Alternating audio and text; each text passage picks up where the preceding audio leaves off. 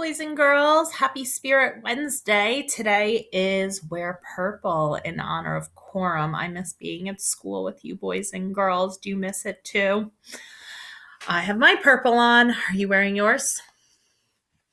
Today in Charlotte's Web, we're going to read chapter 16, which is called Off to the Fair. And when we left off yesterday, Wilbur was asking Charlotte to please come to the fair with him. He said he really needs her there, but she said she may not be able to go because it's time for her to lay eggs. So that sounds like it's something she can't do at the fair. So what do you think? Do you think that she's going to go with him, or is she going to stay back at the barn? Let's find out. The night before the country fair, everybody went to bed early. Fern and Avery were in bed by 8. Avery lay dreaming that the Ferris wheel had stopped and that he was in the top car.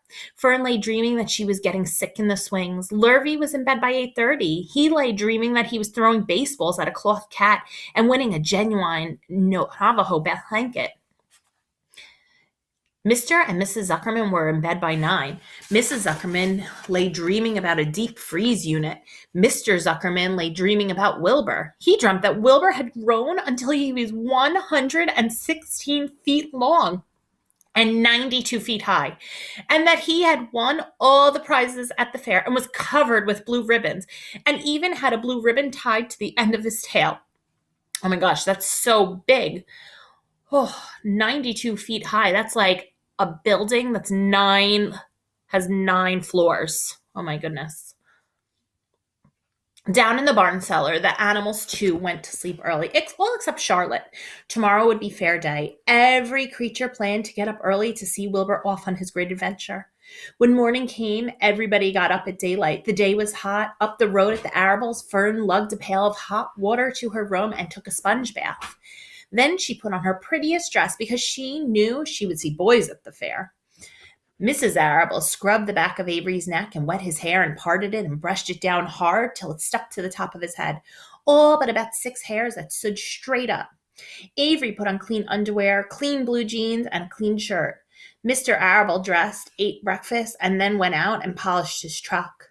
He had offered to drive everybody to the fair, including Wilbur. Bright and early, Lurvy put clean straw in Wilbur's crate and lifted it into the pig pen. The crate was green. In gold letters, it said Zuckerman's famous pig. And here is a illustration, boys and girls, of what Mr. Arable was dreaming, or I'm sorry, Mr. Zuckerman, what he dreamed Wilbur was like. Look how big he is. He's bigger than those tents down there. And look at all his ribbons. First prize. It's pretty funny, isn't it?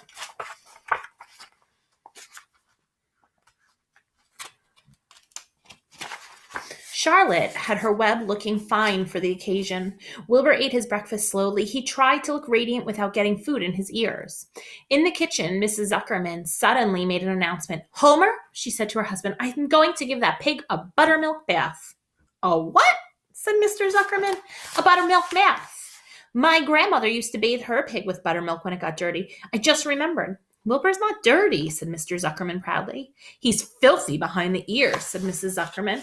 "Every time Lurvy slops him, the food runs down around the ears. Then it dries and forms a crust. He also has a smudge on one side where he lays in the manure." "He lays in clean straw," corrected Mr. Zuckerman. "Well, he's dirty and he's going to have a bath."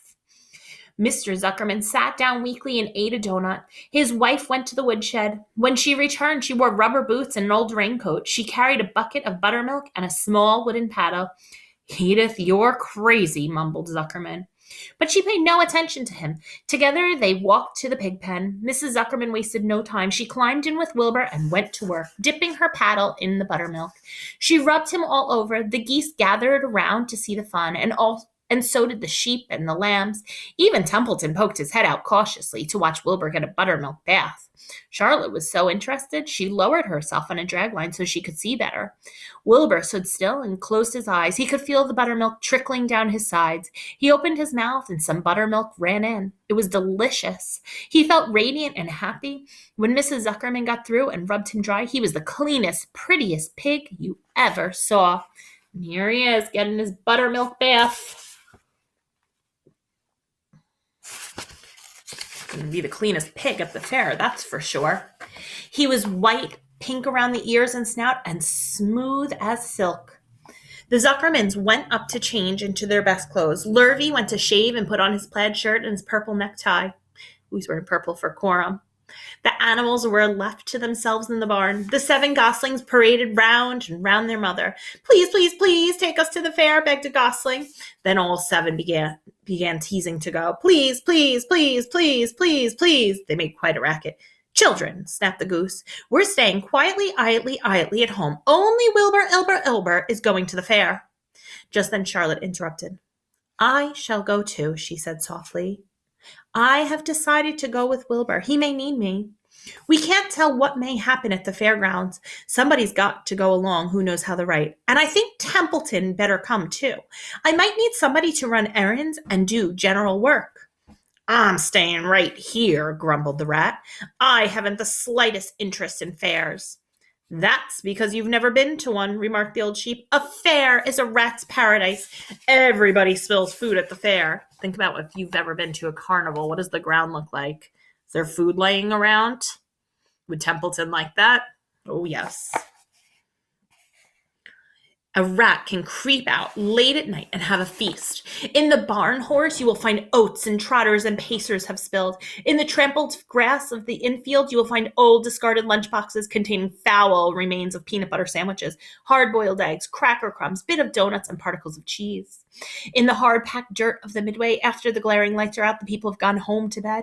You will find veritable treasures of popcorn fragments, frozen custard, dribblings, candied apples abandoned by tired children, sugar fluff crystals, salted almonds, popsicles, partially gnawed ice cream cones, and wooden sticks of lollipops. Everywhere is loot for a rat, in tents, in booths, in haylofts.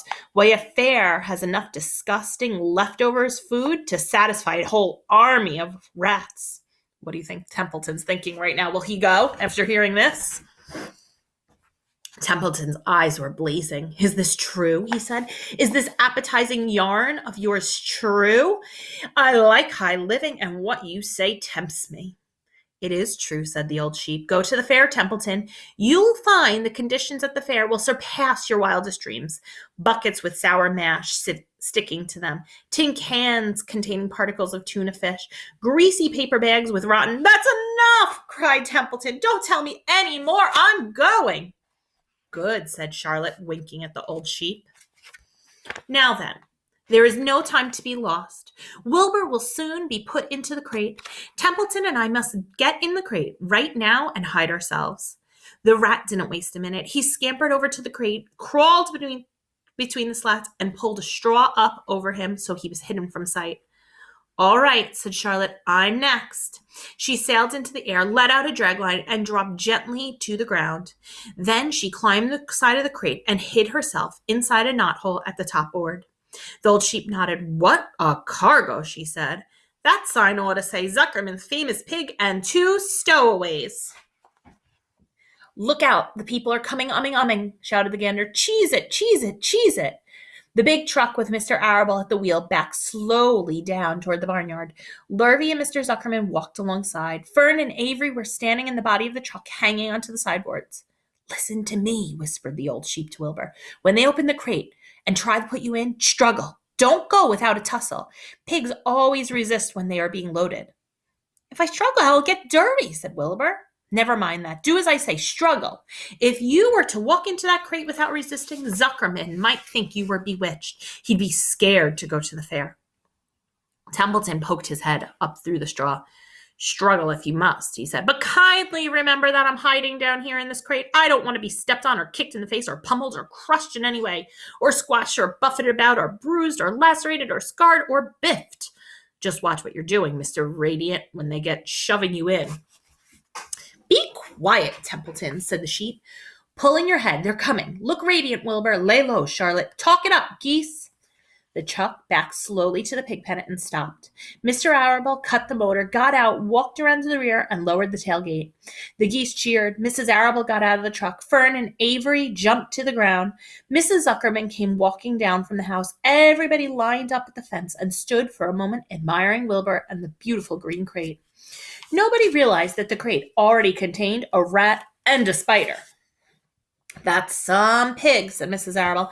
He's terrific, said Lurvy. He's very radiant, said Fern, remembering the day he was born. Well, said Mrs. Zuckerman, he's clean anyway. The buttermilk certainly helped. Mr. Arable studied Wilbur carefully. Yes, he is a wonderful pig, he said. It's hard to believe that he was the runt of the litter. You'll get some extra good ham and bacon, Homer, when it comes time to kill that pig. Oh my gosh. They're still planning on killing Wilbur? Even after everything Charlotte's done? Wilbur heard these words, and his heart almost stopped. I think I'm going to faint, he whispered to the old sheep who was watching. Kneel down, whispered the old sheep. Let the blood rush to your head. Wilbur sank to his knees, all his radiance gone. His eyes closed. Look, screamed Fern. He's fading away. Hey, watch me, yelled Avery, crawling on all fours into the crate. I'm a pig. I'm a pig. Avery's foot touched Templeton under the straw. What a mess, thought the rat. What a fantastic creature boys are. Why did I let myself in for this? The geese saw Avery in the crate and cheered. Avery, you get out of this crate this instant, commanded his mother. What do you think you are? I'm a pig, cried Avery, tossing handfuls of straw into the air. Oink, oink, oink. The truck is rolling away, Papa, said Fern. The truck with no one at the wheel had started to roll downhill. Oh my gosh, are you picturing this? So I'm thinking, first I'm picturing Wilbur. He's laying on the ground. He's fainted. Then there's Avery. He's inside the pig pen. He's in the crate, oinking like a pig. And here goes the truck rolling downhill, but no one's driving it. Oh my gosh, it seems like mayhem. I hope you're making a movie in your mind, too. The truck with no one at the wheel had started to roll downhill. Mr. Arable dashed to the driver's seat and pulled on the emergency brake. The truck stopped, the geese cheered, Charlotte crouched and made herself as small as possible in the knothole so Avery wouldn't see her. Come out at once, cried Mrs. Arable. Avery crawled out of the crate on his hands and knees, making face at Wilbur. Wilbur fainted away. The pig has passed out, said Mrs. Zuckerman. Throw water on him. Throw buttermilk, suggested Avery. The geese cheered. Lurvy ran for a pail of water. Fern climbed into the pen and knelt by Wilbur's side. It's sunstroke, said Zuckerman. The heat is too much for him. Maybe he's dead, said Avery. Come out of that pig pen immediately, cried Mrs. Arable. Avery obeyed his mother and climbed into the back of the truck so he could see better. Lurvy returned with cold water and dashed it on Wilbur. Throw some on me, cried Avery. I'm hot too. Oh, keep it up, hollered Fern. Keep quiet. Her eyes were brimming with tears. Wilbur, feeling the cold water, came to. He rose slowly to his feet while the geese cheered. He's up, said Mr. Arable. I guess there's nothing wrong with him. I'm hungry, said Avery. I want a candy apple. Wilbur's all right now, said Fern. We can start. I want to take a ride in the Ferris wheel. Mr. Zuckerman and Mr. Arable and Lurvy grabbed the pig and pushed him head first toward the crate. Wilbur began to struggle. The harder the men pushed, the harder he held back. Avery jumped down and joined the men. Wilbur kicked and thrashed and grunted. Nothing wrong with this pig, said Mr. Zuckerman cheerfully as he pressing his knee against Wilbur's behind. All together now, boys. Shove! With a final heave, they jammed him into the crate. The geese cheered. Lurvy nailed some boards across the end so Wilbur couldn't back out. Then, using all their strength, the men picked up the crate, heaved it on board. They did not know that under the straw was a rat, and inside a knothole was a big gray spider. They only saw a pig. Everybody's in, said Mr. Arable. He started the motor. The ladies climbed in beside him. Mr. Zuckerman and Lurvy and Fern and Avery rode him back, hanging onto the sideboards. The truck began to move ahead. The geese cheered. The children answered their cheer, and away went everybody to the fair. And here's a picture for you. And Mr. Arable throwing water on Wilbur to wake him up from fainting. Oh my gosh, this chapter, I was really able to make a movie in my mind about what was happening. I could see all those things. Wilbur fainting, the rat underneath the straw. I could see Avery inside the pig crate.